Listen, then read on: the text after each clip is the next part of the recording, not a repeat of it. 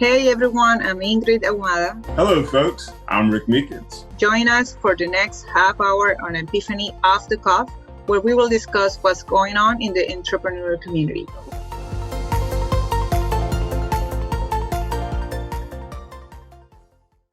This is going to be a great show. I'm excited about this. This is, I guess, the first time we've been in the studio together, or I guess not even a studio. We've been on Zoom together and putting this show together.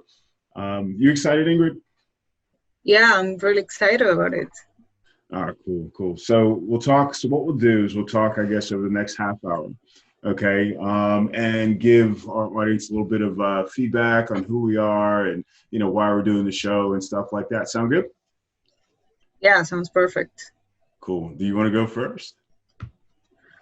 Well, I will go first, but I start asking you the questions so you can present yourself, and you can talk about who you are, what have you done in the past, regarding all the business and entrepreneurship that you have encountered, and tell us just a little bit so everyone that is listening can know you better.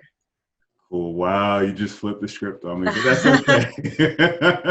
That's all right. I can handle that. So I'll do one question at a time, and then you can, I guess, follow up with that. So again, my name is Rick Meekins. I think I've been an entrepreneur since I was about 14 or 15 years old. I had the grass cutting business. I actually had a computer dating system business when I was in high school, and I would actually match people up. I had a little computer and stuff like that, and charge people $1 or something like that to get their Really? matches. Yeah, that was interesting. So you have an engineer within you. The engineer? You have an engineer inside you. I hope so. Let's see. My first, I guess, what you might call my first official business. I actually had a catering business for a number of years, probably about 5 or 6 years while I was in the Army and a little bit after that. And that actually evolved into a restaurant, believe it or not.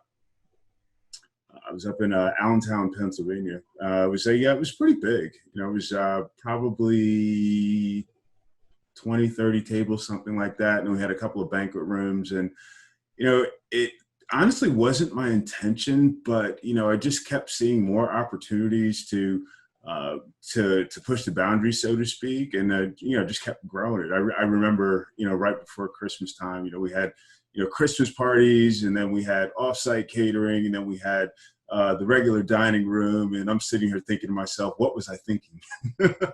Right. How old were you when you were in the restaurant? Let's see, I must have been in my late 20s at the time. Late 20s. Okay. So it was back at the turn of the 2000s. And it was all by you, or do you have a partner or someone that started with you this adventure? No, it was all me. It was, as a matter of fact, what it was is I was finishing up my undergraduate degree, and I did the business plan. I started working on the business plan for the restaurant as my senior project. And then I just decided to go with it. I was able to raise a little bit of money and, work with they have an economic development center, and work with those folks, and found a location, and, the rest is history. Right. Sounds like a big risk. Oh my goodness. It was Really? It was, they have this joke in the restaurant industry, and I didn't hear to it. So what they say is that if you ever want to make a small fortune in the restaurant industry, mm-hmm. You have to start with a big fortune. Right. Yeah. Makes totally sense. Right. So what type of food did you serve there? Was it a special? Did you have to hire a big chef, or did you just prepare the menu by yourself? Well, I did. You know what? Actually, for a while, I did do the menu by myself, and then I brought in another guy that I'd worked with at another restaurant, and we worked together to put together this it was an amazing restaurant, and you would appreciate it. It was actually it was an African Caribbean fusion restaurant. So we had food It was from like fancy, huh? or it was more like express? Say it again. Was it fancy, or was it more like a type of express food? No, it was fancy. It was fancy. They had, the waiters had like nice blue ties on. The walls were painted Oh, wow. cobalt blue. We had cobalt blue glasses, and it was called Petro's Cafe and Coffee Bar. It was a cool place. We had jazz music, we had live musicians, and we actually had internet there. One of the few places where you could actually go and have internet at the time. So. Wow, wow. It was fun. So you had to like overcome not only the challenge of growing or starting up a business, but also learning about the industry. Oh my goodness. I learned, I can't believe, how much I learned. It's one thing to do catering, and it's mostly by myself. So, all the money that's coming in, I have to cover the cost of food. I have to, make a little bit of money, but suddenly when you've got, 20 people that are working for you, and, you have, the tax liabilities, and you have to, with the restaurant, of course, you always have to get product, so we always had to, either have, product brought in, or we had to go and pick up product. And, it was amazing. I remember maybe Thursday night, Friday night, something like that, we're getting ready for dinner, and I didn't have enough money for groceries. I didn't have enough money to feed the people that were coming in. So I had to take basically like a weekend loan, to have enough money to be able to be able to do, what we would call the show, to be able to take care of all of our diners. And it was like that sometimes, because you never really knew, what was going to happen, Right. and so, in terms of like learning how to like project, when certain things were going to happen, have the right staff, knowing when to have, send staff home. Waste, of course, is a big issue, in the industry. So you buy, a fish or whatever, and you got to clean it and all that good stuff. And, obviously, the price of the final product, or the cost of the final product, is a lot more than the initial product. So. There was just so much to learn, and it was a really great experience, and it was something that really set the foundation for the businesses going forward. As a matter of fact. Right, right. And how long were you there in the restaurant? I did it for about 3.5 years. Decided to close up shop and move to Atlanta, and just really wanted to. Go in a different direction. I'd already been in the restaurant industry, food service industry, for about 17 years. And so, I really wanted to change. I really wanted to do consulting for restaurants, as my next career, so to speak. But that didn't work out. But, it was fine. It was fine. I think that, everything that's led up to today has been remarkable. I've really enjoyed the journey. It's been tough. I'm not going to lie. It's been really tough in some places, but I'm really happy with where we are right now. Right, right. Good, good. That's a great experience. Having a restaurant is really time consuming, like time demanding. So you have to be all the time there and be like with enough energy to support everything. So yeah, it must have been tough. Absolutely. I remember, we talk about 80 hours a week, as entrepreneurs, but I remember getting home from a catering gig at like 3:00 in the morning, and we had to clean up still. And then we had to, get up the next day and, have lunch and dinner. It was a grind. It was a grind, but you know what, I have to be honest with you. The level of satisfaction, sometimes in the industry was just phenomenal. We did, the last catering job I did, it was this tent wedding, out in the middle of this huge backyard, and we set up a kitchen, and we had, wait staff, and, the food was great, and the weather was great. And it was, for me, it was amazing. It was like a capstone event for me. And I was happy to be, honestly, I was happy to be done with the industry, at that point. I felt like I'd done everything I wanted to do, and I was, ready to move on to the next phase. Great, great. And did you even open another restaurant after that, or are you planning to do it, or are you definitely maybe move or change the path that you were looking at as an entrepreneur? I may open another restaurant. This time to do it though, I would certainly deal with a partner or partners.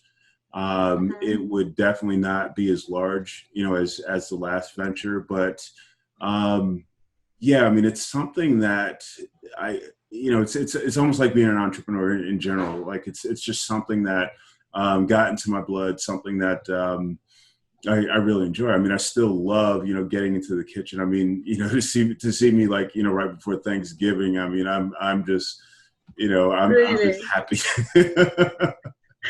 Do you enjoy like cooking? I love it. Yourself? Yeah, Oh, absolutely really? love it. Absolutely love it. Cool. I see. I didn't know that about you. Oh yeah. That's my love. That's one of my loves. So this conversation's been pretty one-sided. So let's hear a little bit about you. Well, as you already know, my name is Ingrid Ahumada. I'm from Colombia.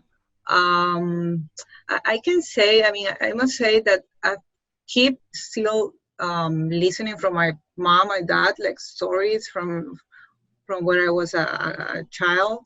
That, for example, this week ago, they were mentioning that when my dad used to repair everything, like he's the kind of person that can, if the computer or the TV or the microwave is damaged, he says, okay, just wait a bit, I can repair it. Let me see if I can repair it. So, and he tries, and most of the times he made it. So at that time I was like 5 years old, and my mom said that I created a sign, like handwritten, and just created a sign and put it on the window, like, we repair everything here.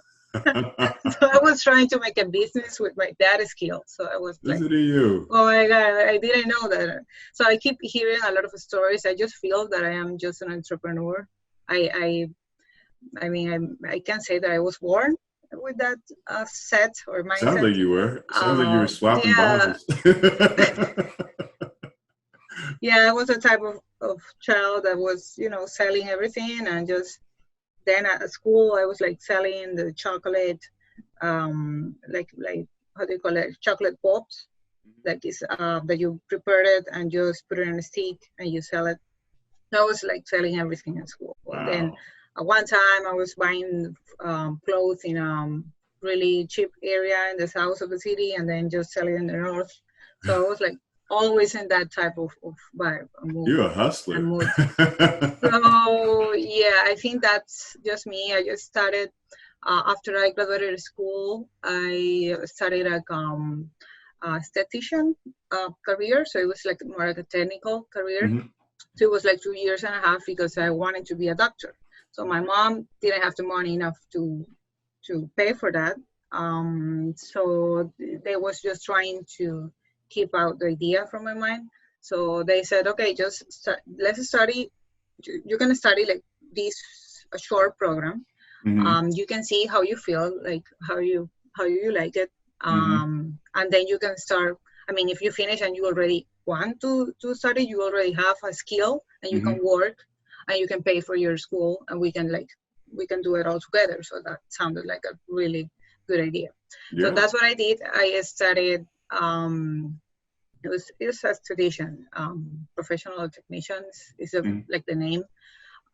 So I did that. I started working and in the spas, and it was a great experience. I was really young. I think I was 18, 19.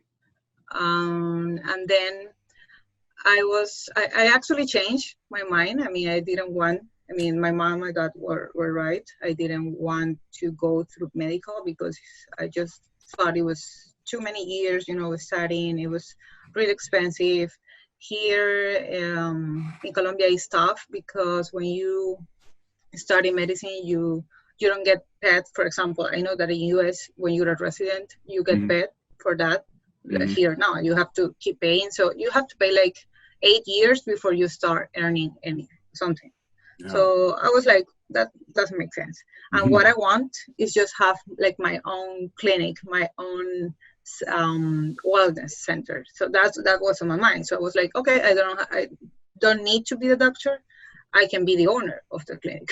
There you go. I started. I decided to go to the university and just explore what was there, what was the career, and try to know the academic plans, for the careers and the programs that were available.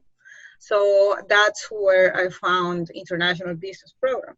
So that resonated with me. That's what I wanted, and I still till today I love what I started. I did that for 5 years. Here in Colombia is 5 years, and then I was able to work in the first 2 years of the career to work with my previous career profession, right?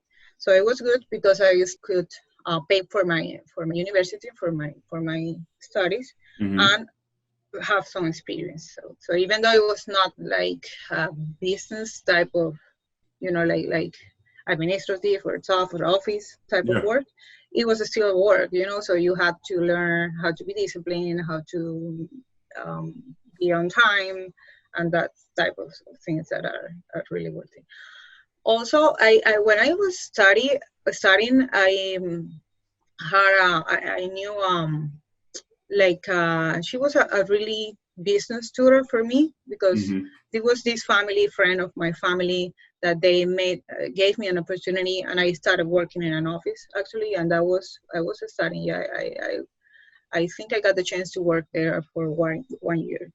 Nice. So then I learned a lot from her, because she was like the type of woman that she raised her kids by herself. And she had this big company. It's still a big company here. She was working like a lot. She was just like, it has this, how can you say, like pushing, like struggling, like that drive. So I learned that from her. And then after my graduation, I started working like for 2 years, and I decided to take my risk. And this was trying to merge my two professions, like from statistician and international business degree.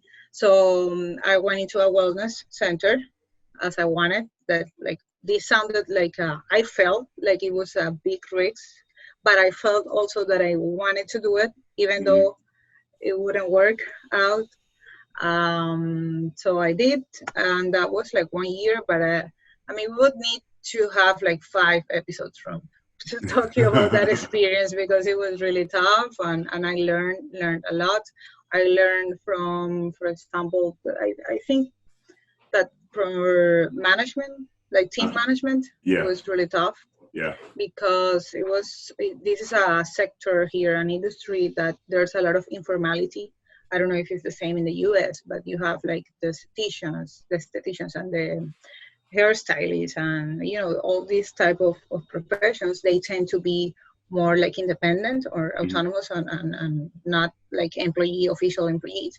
So it's tough, because you have to be like, you need to lose, but you also need them to comply, to your services and your needs. So it was tough for me, but yeah, I learned a lot, and that's where I can say that my official entrepreneur path started. What would you say, and it's probably a tough question, but what would you say the most important lesson you learned was? That's tough to pick. I think that it was is that one, like the team management skill, because you have to be tough. You have to be strong with them, and it's not showing the emotions. It's not that, but you have to be stronger than they are in the moment. If we are facing for example, we are not clients today. Hey, you need to feel and believe that you can make the day, and that you can be positive. And maybe if you don't have a client, just take a book and read, or just practice with a I don't know, like in the case of the hairstylist, for example, a mannequin or something, like do something about your time Uh-huh. and not complain, because that was the issue there, that they were just nagging about everything and just complaining about everything, and it was tough to handle like that energy, that really negative energy. So Yeah. I think it was the toughest. Yeah, motivating your team and keeping them inspired and Exactly. keeping them on that vision that you have Yeah, for the company too. Yeah, it yeah, was tough because I needed to believe it myself first. mhm. And I was like, actually, it's like a cycle. I mean, the more you believe it, the more you can transmit, and the more you can use that for yourself. Mhm. Maybe I don't feel it 100%, but if I encourage others, I can feel it myself. So it's a way around. So, That's great. yeah, yeah, That's a great lesson. yeah, That's a great lesson. I have to yeah. remember that one. Every day. Yeah, I remember that every day after that. I believe it. I believe it. So you told us a little bit about the woman that kind of mentored you, and she was very very instrumental in shaping, I guess, your thinking about entrepreneurship. Is that an accurate statement or? Sorry, what was that again? You mean like See, for having from her? I'm curious about the impact that she had on your thinking. I mean, it's like one thing to be an entrepreneur and start a business, but Mm. in terms of your thinking around it, because I mean, as we both know, running a company, looking for opportunities, et cetera, is a lot of what we deal with is our own, personal views or thinking. Would you agree with that? Yeah, yeah, I think I agree. I mean, I actually had two tutors, but she was the first one. Hmm. And yeah, I mean, I think we maybe didn't share like the same. I mean, I didn't think that she was perfect, for example, that she was doing it perfectly, and she wasn't, because I recognize a lot of things that maybe she identifies that I am not, but that I don't share. But I think that what I took from there was her belief on always thinking that there's a solution, like for your business issues, Hmm. and fighting for your family and fighting for your what you want. Hmm. That's what I think that she was more as an inspiration for me. Mm. Mm. That's awesome. That's awesome. That's powerful. That's someone that certainly uh, probably continues to influence the way that you're thinking, Yeah, right? exactly. I definitely think that, I mean, there's gonna be a lot of people in our lives that positive or negative impact, Hmm. So what you just need to take, I think, mm, both, like take the positive and negative, but just take how that influences what you want, Yeah. and what you want in your way, in your path. Because if we just take everything like personal, or if we take negative like as a personal impact, I mean, it's not the way that will make you grow. Yeah. So you have to absorb, or maybe you have to try absorb what you can in every person that you're gonna face in your life, or gonna encounter in your life. Yeah. Yeah. That's what I think. What about you? Did you have a tutor, or like that influenced you, or? I think for me, I know that I wanted, I was hoping to have some tutors, to be honest with you. There have been people though that have, kind of inspired me, I mean, even historical people, I think about, um, and it's probably, a little bit cliche, but, I think about Thomas Edison, the person that, really commercialized the light bulb. And, you know, the idea that, he continued to he had a vision, and he continued to work and work and work and work and work until he achieved that vision. But he did a lot of other things as well. He was a person that could always find opportunities. There was a time when his factory was burning down, where I guess a typical person would be, completely distraught. They're like, oh my gosh, it's burning down. But, he brings Yeah. his family out and he's like, look at this. You will never see a fire like this again in your life. And that's a mentality, that I always try to bring forward, in my thinking. It's like, I've been through situations that I felt were, absolutely horrible. I mean, we're building the restaurant and then, the contractors walk off site and this is my first build. You know what I'm saying? I didn't have anybody to lean back on, or, and I didn't have extra money to say, Yeah.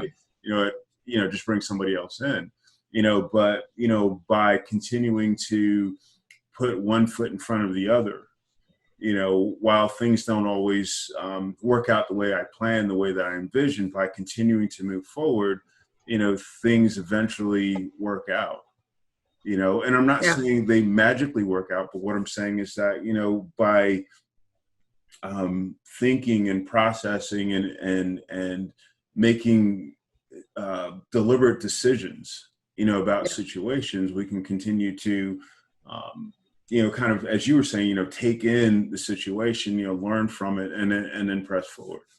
Exactly. I always, another, I guess, thing that I always think about is, people have said, and more of a quote, it's like, there have been so many, would-be entrepreneurs that quit, perhaps the day before, the week before they would have been successful. And so, I think that fear, sometimes is what drives me as well. The idea that, okay, well, if I quit now, then, what could have been, and I will never know what could have been. And that now that you mentioned that would leave us, I think, another topic for another episode that we want to make, and that's the balance. Because that's another lesson that I learned from that experience, is that I notice how, if I was balanced during each day, in that, I'm gonna say the word is a strong word, but sometimes that place was a hell. I mean, it was, and I have witnesses for that. But I mean, some days were like, I was definitely wanting to go there. I mean, there was no day that I wanted to wake up and just go there and be there, but it was really, really hell. So in those days, when I was balanced and when I was like, that's the word. Like, I was feeling that I can handle it, I could handle it. But if there was a minute or a moment that I was just like weak, or I didn't have enough energy, or I didn't felt that right, I needed to go out to the place, from that place, and just take a coffee. Like, there was this gorgeous coffee shop that was in front of the place, and I was just go there and take my coffee and take half an hour, like, I needed to recover. I needed to take that strength and again, and take or do, I don't know, maybe workout or something. But I needed to be balanced and strong to face that. So and I think that sometimes because that's something that we need to face every day, and it's that the entrepreneurs, sometimes we try to let it go through that fear, and just forget that yes, take the fear as a strength, but not, not take it and grow inside you in a negative way. So true. So true. Yeah. I've had to do the same thing. The gym, as a matter of fact, I remember, it was just like, forget it. I'm going to go work out, and, things will be better, get opportunity to, just clear my mind completely, and just, focus on the weights, focus on the workout and that sort of thing. And then, come back strong. And I think that that's really important. As you were saying, I mean, as, we have a lot of pressure, and a lot of times, we put that pressure on ourselves. We go into these ventures and, we set expectations for ourselves. I mean, we never go into the business, expecting to be okay, just making it. We have big visions, and the path towards, achieving that is never smooth. There's always going to be something, whether it's employees that are complaining, or employees that can't work, or you can't get product, or whatever it is, and being able to, just always take that long view, and say, okay, this is, and accept a bump as a bump. Okay, this is something that happened right now. You know, we have to get past this. We have to get through this. Cool. Very good. Right. Very good. That was great getting a little peek into where you've come from. I mean, that was awesome. That was awesome. But this is this has been fun. This is you know, if you're just joining us, this is our first show, and you know, we're just talking, introducing each other, and just learning a little bit about one another. So I guess. Yeah, I think this is the first of a really long way that we have, and this is I think this will help us to get closer to our clients, to our customers, and hopefully all the listeners can maybe take some of our bad experiences and our our mistakes and don't apply it. Please, people, don't just take the learnings from this, so you cannot fall into that. So yeah, I mean, I feel that this is going to be great. Awesome. Well, thank you. And thank you, listeners. It's been a great day. We look forward to being with you next time. All right. Take care now. See you in the next one. Well, everyone, thanks for listening to the show. We hope that you've enjoyed it. We would love to hear your feedback or review. If you loved it, drop us a line. Let us know what business topics are on your mind. We'll make sure to talk about it in an upcoming episode. If you have any questions or you would like to be featured on the show, message us on social. You can find us on Instagram, Facebook, and Twitter at Aepiphanni. We'd love to hear from you. Thanks again for listening. We look forward to seeing you next time on Epiphany Off the Cuff.